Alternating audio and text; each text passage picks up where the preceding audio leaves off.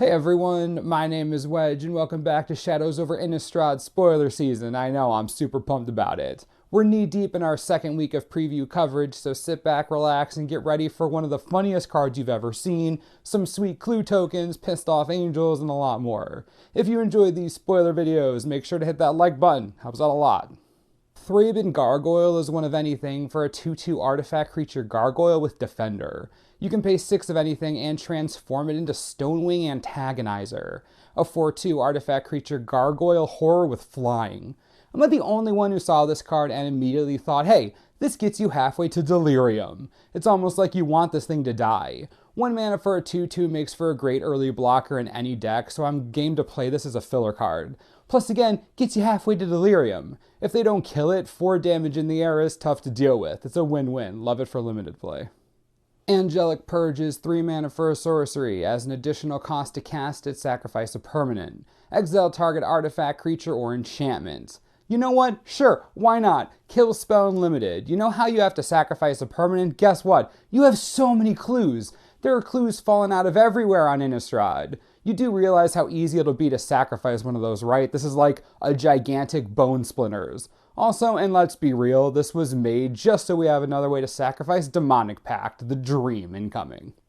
Handweir Militia Captain is 2 mana for a 2/2 human soldier. At the beginning of your upkeep, if you control 4 or more creatures, transform it into Westvale Call Leader, a human cleric whose power and toughness are each equal to the number of creatures you control. At the beginning of your end step, put a 1/1 white and black human cleric token onto the battlefield.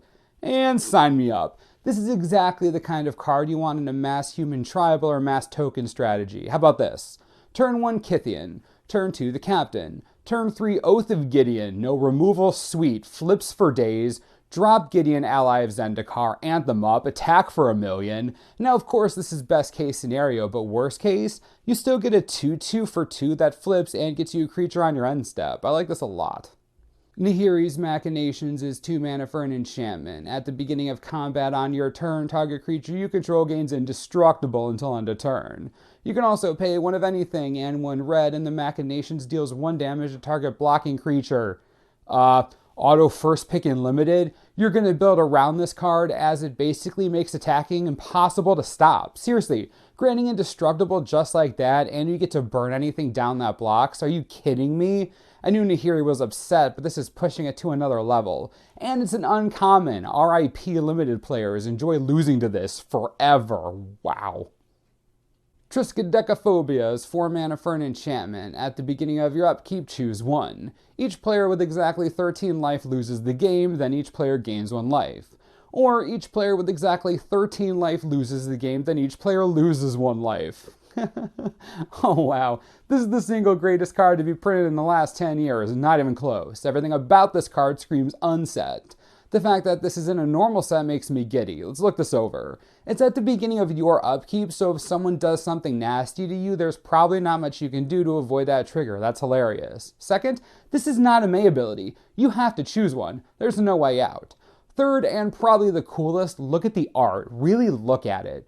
13 stones in the arch. 13 stones make up the fireplace, 13 drops of blood dripping down the walls, 13 shards of glass, 13 ceiling boards, 13 bolts on the barrel, 13 words in each mode, not counting the numbers themselves, 13 boards on the wall, 13 logs in the fireplace, 13 kitchen tools hanging on the wall. The letter T shows up 13 times in the entire card. We're not done. The artist's name takes up 13 characters, space included. I could go on. This is insanity. It's like the best card ever printed. 13 out of 13. Absence Judgment is 2 mana for a sorcery with madness costing X and 1 red. It deals 2 damage divided as you choose among any number of target creatures and or players. If its madness cost was paid, it deals X damage divided as you choose among those creatures and or players.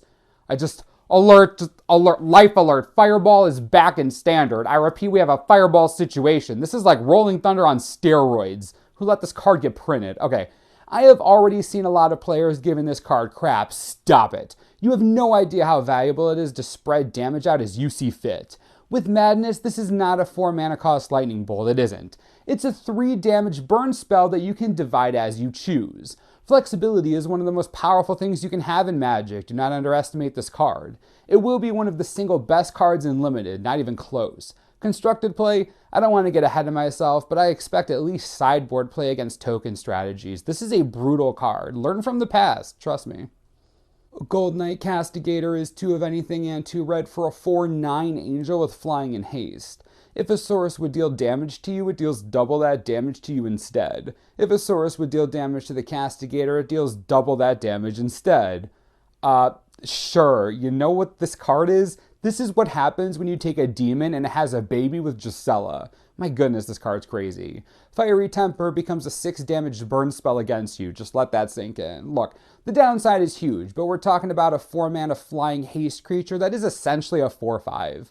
Since you double everything, 2 becomes 4 and 3 becomes 6, so it's going to take the same amount of burn to kill this as it would usually take.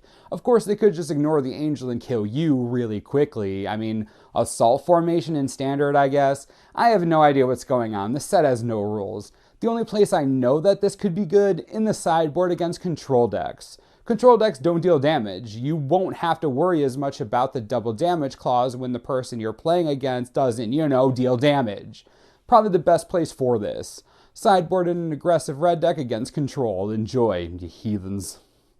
Fevered Visions is 1 of anything, 1 blue and 1 red for an enchantment. At the beginning of each player's end step, that player draws a card. If the player is your opponent and has 4 more cards in hand, Fevered Visions deals 2 damage to them. I mean, Nekasar, right?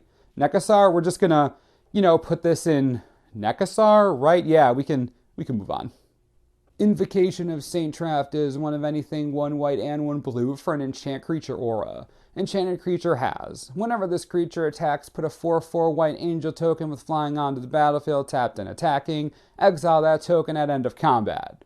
So, they decided to print Geist of Saint Traft on a stick. It's like he's cursing something. That is so cool. Put it on Geist himself? Hilarious. It's too bad the enchantment doesn't grant hexproof, but that would just be outrageous. Turning any creature into a threat is nice, especially if that creature is difficult to block. Post rotation, if we do see some kind of blue-red or Jeskai-based aggro deck with Storm Chaser Mage or Elusive Spellfist, this could be a really interesting inclusion. I love the flavor. The last piece of news of the day, we finally got to see all the new tokens in the set. They're beautiful, absolutely amazing. Just look at some of these, so immersive, so detailed. Not like the filler tokens we're used to. Look at that Human Soldier, it looks so unique. Human Cleric, sweet. What about the clue tokens? There are 6 different versions of them. How sweet is that? They're all real creepy and immersive too, especially that last one. Yeah, that's some spooky stuff. Anyways, loving the tokens. Great work here. What an exciting day for previews. Let me know what you think in the comments about today's cards. Which were your favorites? Personally, Triskaidekaphobia. Come on, that's hilarious. As always, subscribe for the latest and most reliable Shadows over Innistrad spoiler information you could ever need. This is the Mana Source. I'm Wedge. Thanks for watching. We'll see you next time.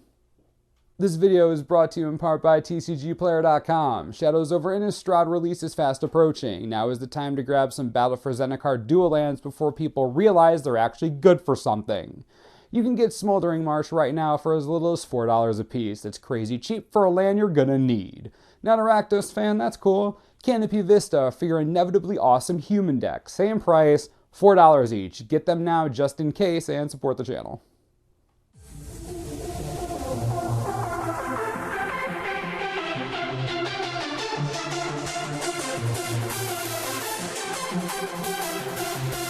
Wow.